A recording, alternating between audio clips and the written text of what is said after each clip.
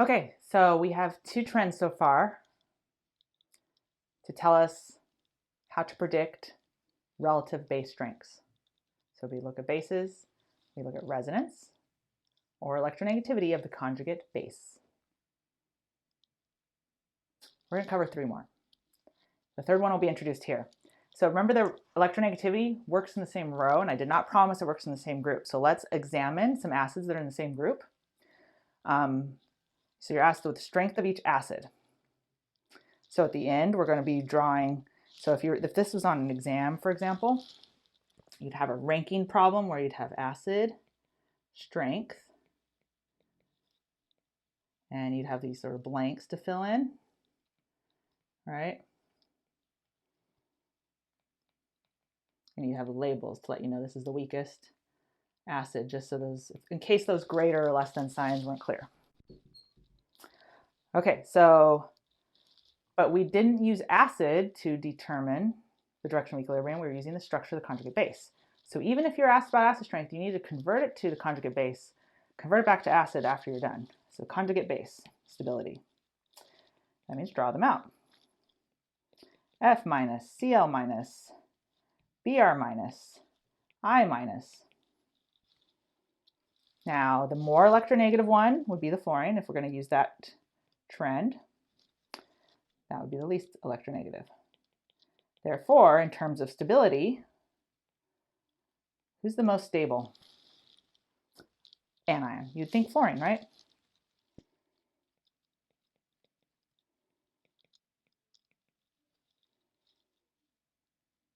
Therefore, this would be the weak conjugate base, right? So based on electronegativity trends, we would fill it in, but the base strength would be weaker with fluorine because it was less reactive. Turns out, the actual pKa I have for you, so the strongest acid is actually HI.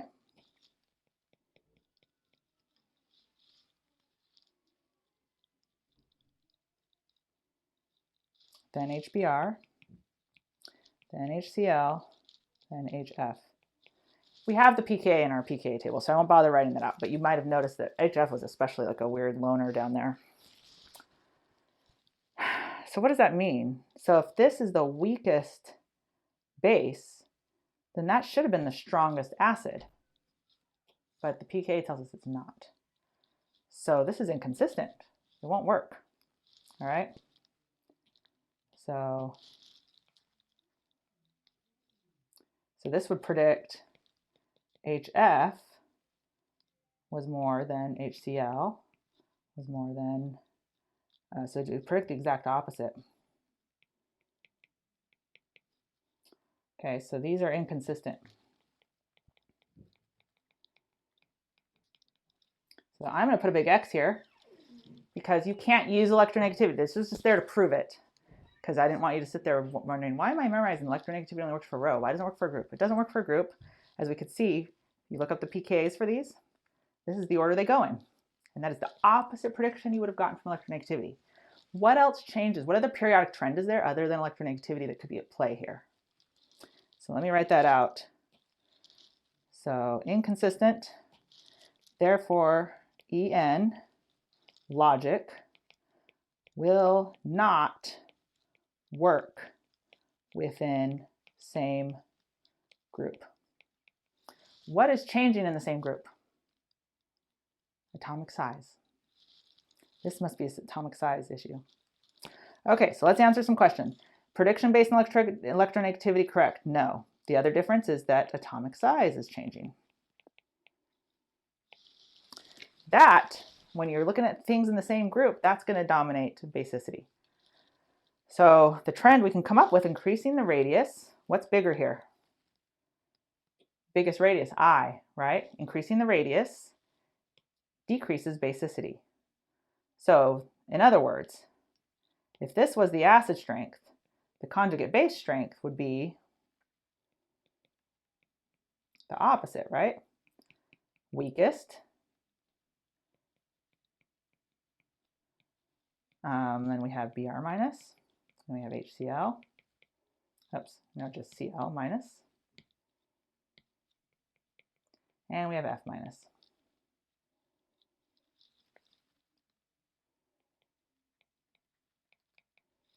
All right, so that's the strongest conjugate base is F minus. Weakest conjugate base is I minus.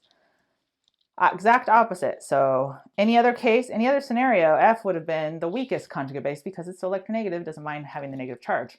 However, these are all pretty electronegative, and what trumps the overall effect of electronegativity is the size. So this is the biggest atomic radius.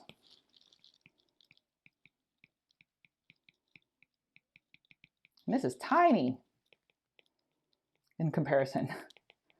So now think about the effect of that. You have a large radius versus a small radius, all accommodating the same magnitude of charge.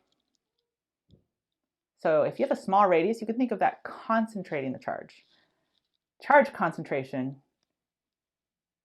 is, by its very nature, unstable.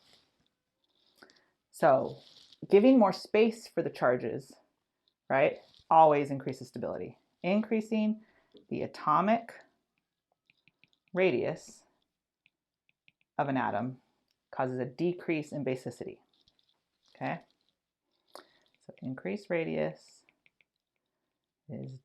correlates to a decrease in basicity. You stabilize it. Okay, so that's 3 trends. Let's mark them so that you can go back in your notes. Trend number 1, resonance. Trend number 2, electronegativity. Trend number 3, radius. These kind of go together, so I'm just going to keep it as number 2. I'm going to call this 2A and 2B. And that's because they both involve changing what atom holds the charge.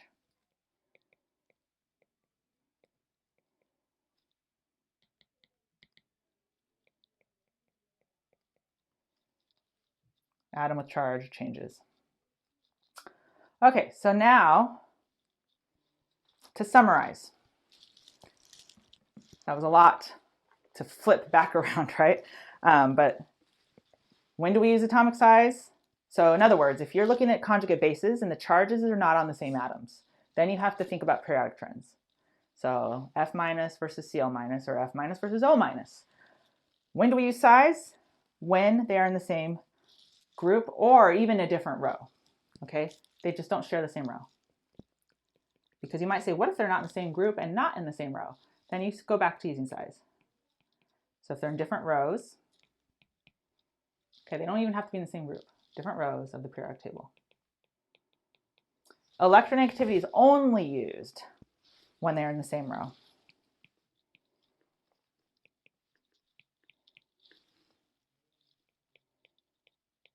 Okay, so here's just an example of a periodic table. If they're in the same row, they have to be matching the row in order to use an electronegativity argument. If the 2 atoms holding the negative charge are not in the same row, okay, then you use atomic size, even if they're not in the same group. Group, it's pretty obvious, but like if they're offset, then you still use size, okay? So size unless they're in the same row. All right, so let's look at the next effect. I'm gonna call this number 3, because I kind of put those together, 3A and B. Stronger base. Well, what's changed? What's different here that would differentiate between their base strengths? Notice this H was replaced with an F here. What does that do? Well, we know that CH is a nonpolar bond. And we know that this is a polar bond. Let's draw the dipole.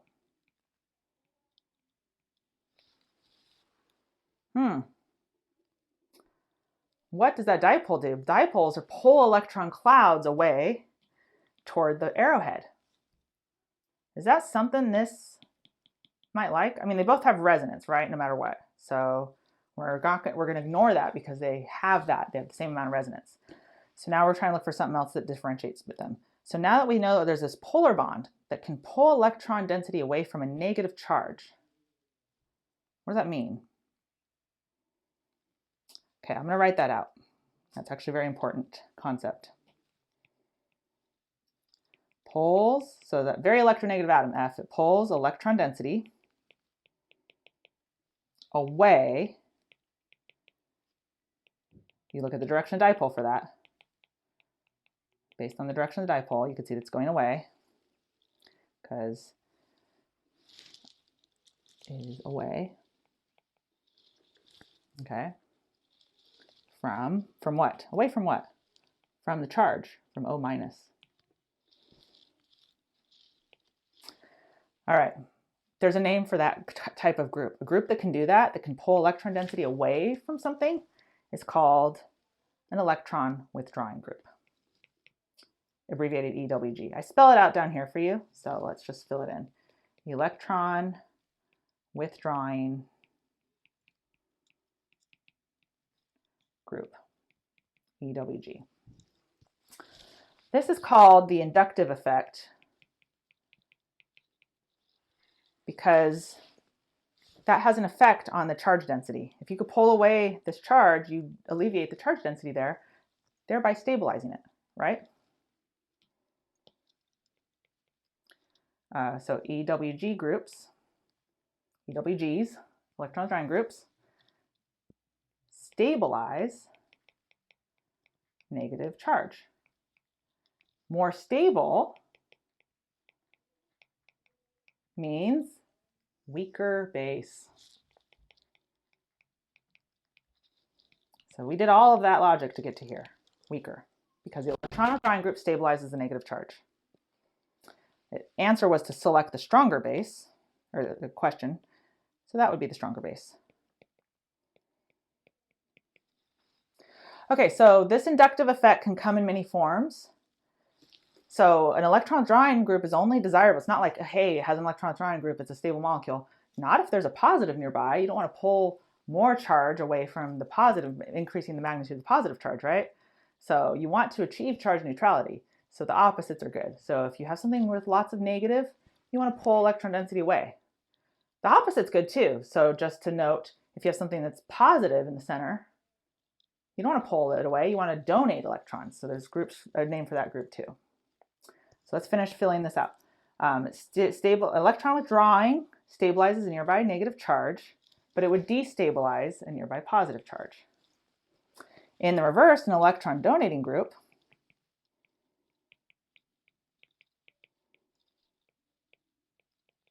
or EDG will stabilize a positive charge because it'll give electrons where they're deficient and destabilize. You don't want an electron donating group on a negative charge.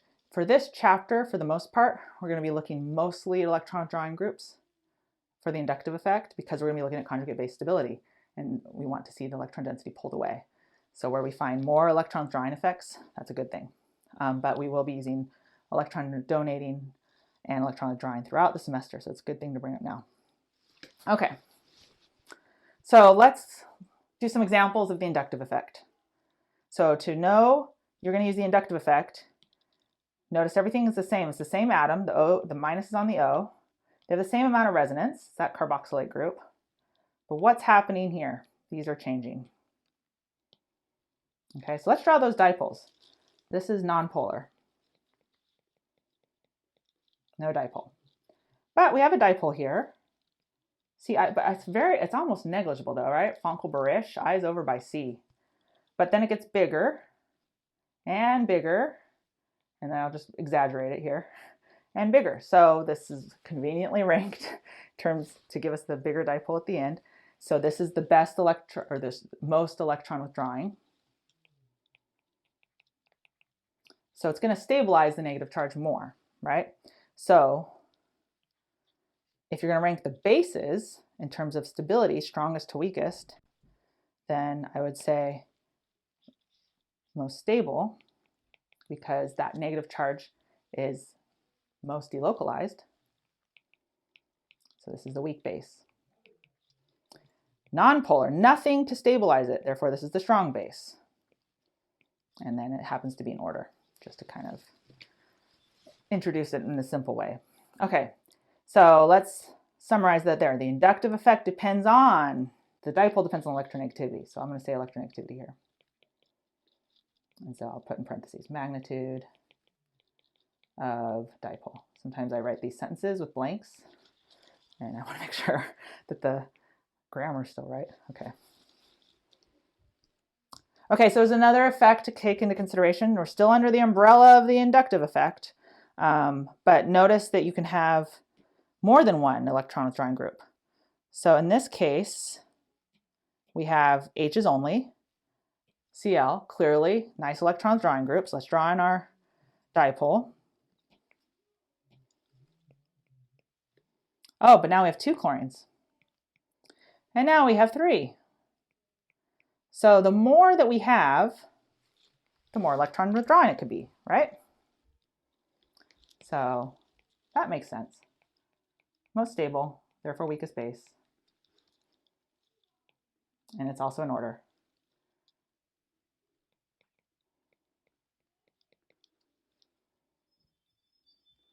Okay, so it also depends on the number of electron withdrawing groups attached. So it depends on the magnitude of the dipole generated by having that electronegative atom attached, and also the number.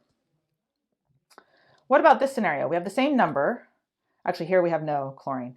We have 1 chlorine in all these other cases. They're just at different spots along this long chain.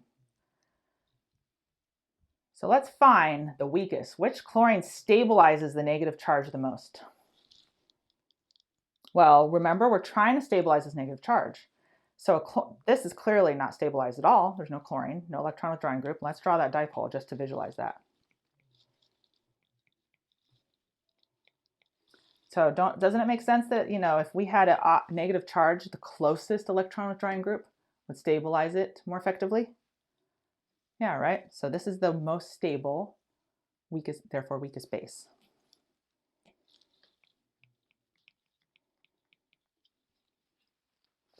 Okay. And of course, this is nonpolar, so that's strongest. Once again, these are in order just to kind of illustrate the concept. So put in those signs. Okay, so the final trend under the umbrella of inductive effect, it depends on the distance of the electron withdrawing group or donating group. By the way, some books will also call this the neighboring group effect, inductive effect, because there's a neighbor, right? The neighbors influence it.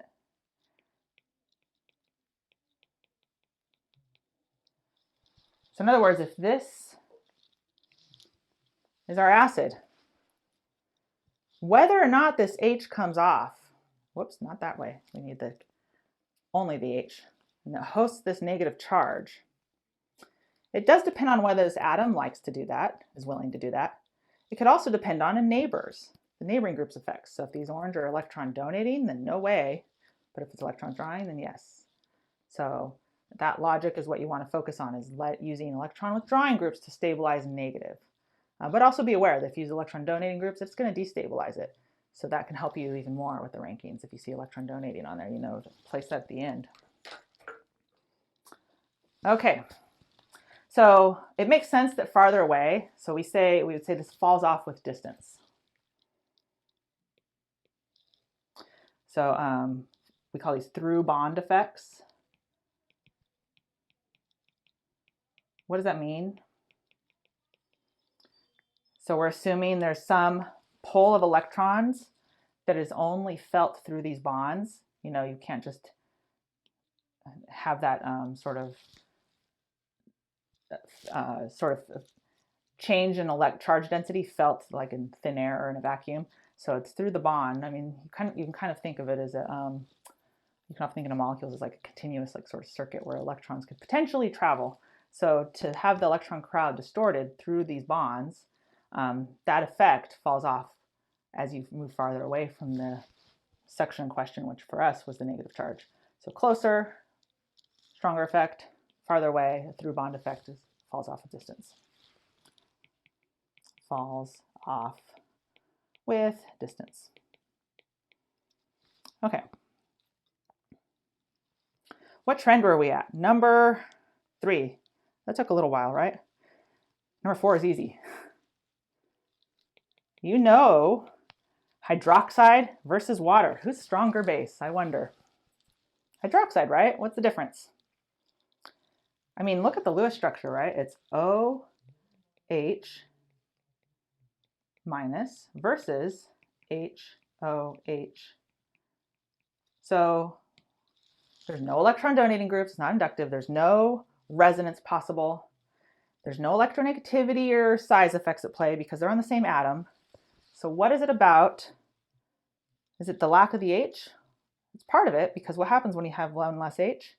This is negatively charged. It's actually the charge that dictates this. So something that's negatively charged is a stronger base, right? And something that's charged. So formal charge. So stronger bases typically are negatively charged.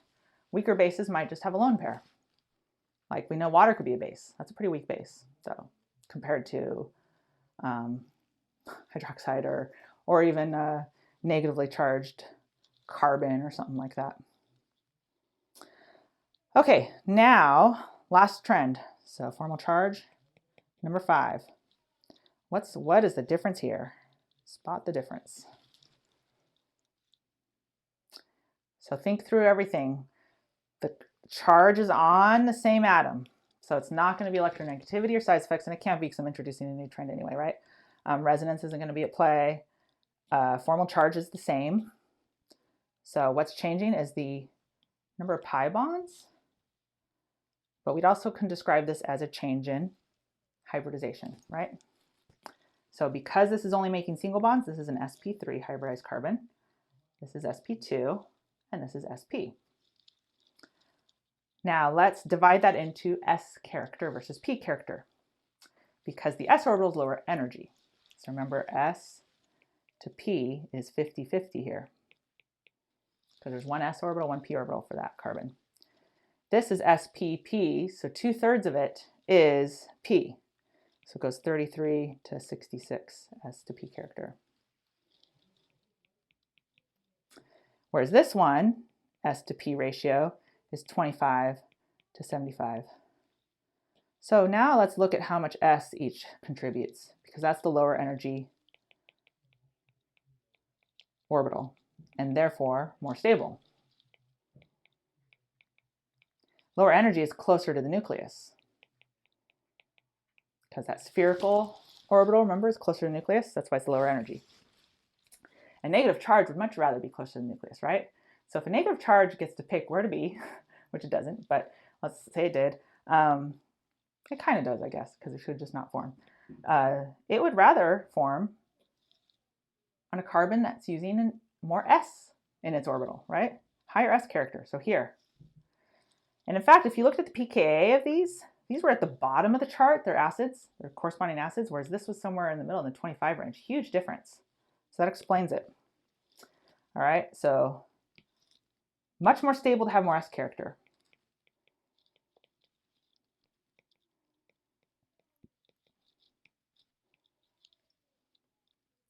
So the trend here is hybridization.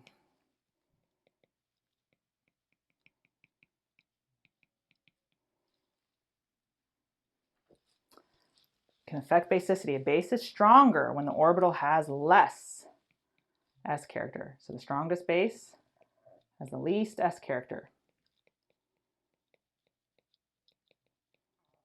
Therefore less stable. Okay, those were the trends. Let's put them together. So remember, here's our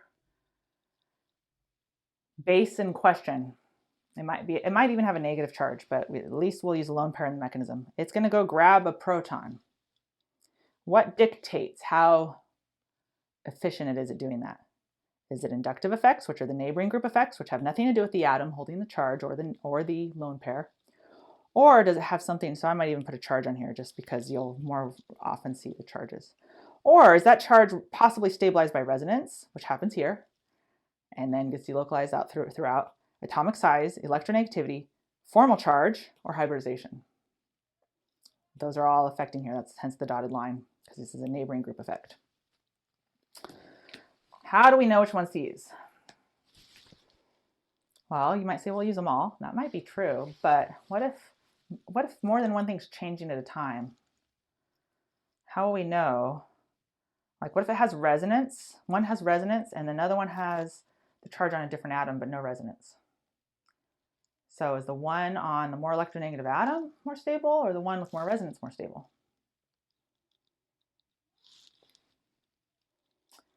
So let's go back and put these all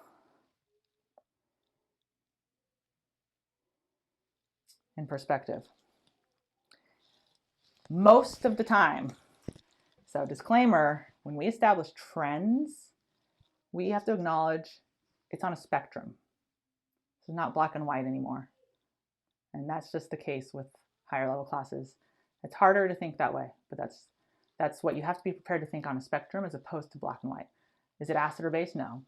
You have to compare how strong of an acid is compared to another one. It's all relative. So we place them on a spectrum. Good news is this trend is easy to recognize, and this is the order that most of the time they follow. So most of the time if something has a negative charge, it's a stronger base than something that's neutral. And that will be the case whether or not these are at play. So this would take the highest priority. But like I'm going to say as a disclaimer, this is for probably 97-8% of the cases. We will see them go out of order. They'll break rank. When that happens, you're not expected to know that, but you might be asked, hey, this broke rank, why? Oh, maybe it had so much resonance that made it overpower the effect of having it on a different atom, okay? That would be the kind of question. But if you're trying to establish, hey, which one's stronger? You're going to go in this order. So we can make an acronym, a little mnemonic to help us remember. C, charge first, then atom. Notice that size, radius, and electronegativity are wrapped into this. That's why I call it an A and a B subset. Resonance, inductive effect, orbital. In fact, we're going to do this mnemonic so often. We have a mascot for that. Here it comes. He's peeking over.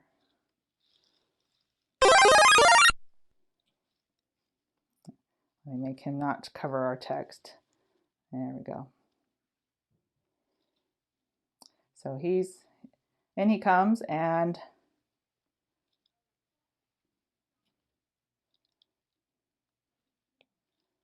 he says, it's me, Cario.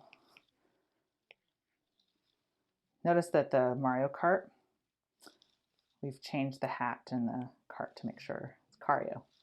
As opposed to, I happen to have it handy, just in case you don't play, never played Super Mario. It's a game we all like. So we even have, so here he is. Here's our mascot, modified, of course, to be Cario instead of Mario. So let's walk through ranking these acids. Rank the following acids from strongest to weakest. We've got to find the strongest acid and the weakest acid. This means we are going to do Cario. So it's not as simple, remember this guy, right? Our mascot. So yeah, we did Cario. No, not really. So let's put him back. Literally, step one, you're going to remember what that Cario actually means by writing that out. And if you need to, you could write charge, atom, resonance, inductive, orbital next to it, right? After a left practice, you won't need to.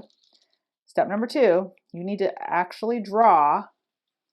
Cario works on analyzing the anion stability. We don't have anions, we have acids. So we're supposed to be looking at base stability. So what do we need to do? Convert, since this is a problem about acids, convert to conjugate base. Then we convert back to acid when we're done, okay? Okay, so let's draw the conjugate base. So we simply take off one proton that is acidic, there's one, versus this guy. I'm drawing lone pairs where it got affected. versus ethanol becomes ethoxide. Okay, now we go through Cario steps to see which one has better stabilizes that new negative charge. Step 1, C, charge. The new charge, like I just said out loud, is negative in all cases. So we don't have a difference in charge. That means we've accounted for C. Step 2, atom. Are the charges, the negatives, on the same atom or different atoms? If they're on different atoms, we have to flesh out the electronegativity versus the size effects. What do we have here? Negative on oxygen. If I repeat myself 3 times, then atom's not going to be our differentiating factor. Negative on oxygen, negative on oxygen, negative on oxygen. I just repeated myself 3 times, right? So we are going to bypass the effect of having charge on different atoms. Moving on to resonance. Do we have any resonance patterns here? Pi bond next to lone pair. Yep, sure do. Pi bond next to lone pair. Lone pair next to no pi bond, no open octet. So nope, no resonance there. So that already unlocks part of the solution. Okay, so we did evaluate resonance, but what is going on here? These have resonance, so we actually have to see if there's difference in the resonance, because remember, some resonance is considered higher quality at distributing the charge than others. So let's visualize the resonance here. And because this is not a resonance standalone problem, it's okay to shortcut and superimpose it, but to make it really clear, maybe color code it. That's what we'll do. So first I'll try this route, lone pair to pi bond to lone pair. But I could have also done it with the bottom scenario, right? But you know what? That didn't really make a difference between these two because they have the exact same resonance. So those are equal in terms of resonance, but the last one we got an answer for. What does it mean if there's no resonance? So these have resonance, this one doesn't. No resonance means less stable. Therefore, out of all the bases, it's the strongest base. Okay. We're done with resonance. Let's move on to inductive effects. Inductive effects. That means, is there the presence of an electron withdrawing group? Since we have a negative charge, an electron withdrawing group would help stabilize that charge. Electron withdrawing groups could be things that have even more resonance, but more than likely in this chapter, electronegative polar bonds. So fluorine's a dead giveaway for that inductive effect, because look at the dipole, right? It's bigger in magnitude than this one. So this has the most stabilizing features. It has resonance and inductive.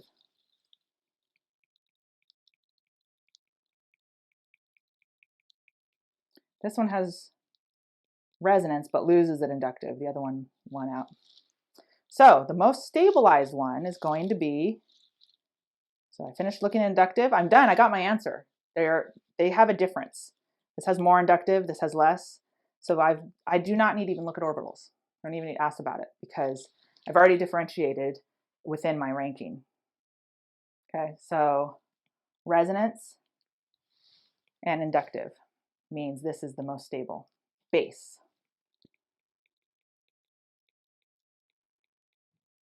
Therefore, weakest base. Okay, now we're not answering the question yet. The question asked about acids, so we're going to convert that logic. Sorry if I'm running out of room here, especially if I'm in the way, so I'll just shrink it up here. Convert that logic to acids.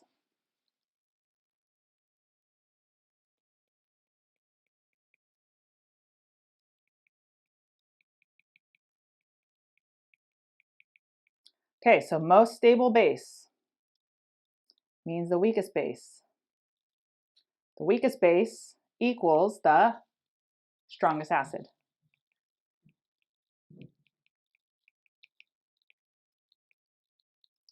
Strongest base equals the weakest acid. Now let's put that all together. Since there's only 3, we could just label the strongest and weakest. The other one obviously is in the middle. So ethanol was the weakest acid. Fluorosulfonic acid was the strongest. So sulfuric acid fell in the middle. And we're done. Okay, so these extra problems here, I typically do these in workshops. I want you to try to give them a try. You'll get most out of it if you try them first, and then we can do them together. So work on that. And I want to end back where we started. Okay, so I'm going to call this homework and homework. These show up in workshops. Okay,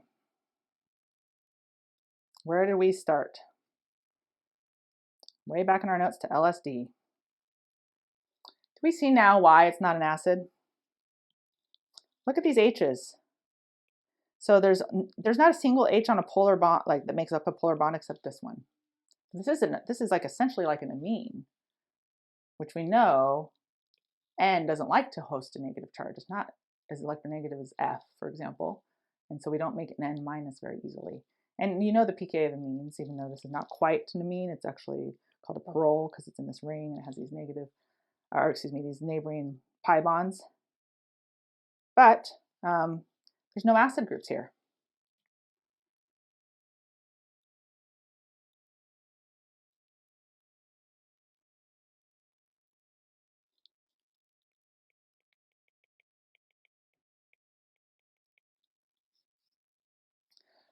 Okay, so that concludes our Cario section. Hope the walkthrough was helpful. I want you to give some more, to go do the homework like crazy. Don't forget the 3 that we're going to revisit in workshop. Okay. So these are large organic structures. Look at the atoms that make good bases. So if you have a large structure and you say, hey, one of these atoms is going to pull the proton off, which one is it? And the same with this one. This is the reverse. One of these protons comes off. Which one is it? Why? And it's the same reasoning as Cario. Okay. You make a negatively charged species that is stabilizing somehow. So you can make different conjugate bases depending on which proton you pull off. So go give those a try right away so that when we meet again for workshop, you feel all up to speed. Okay, have fun.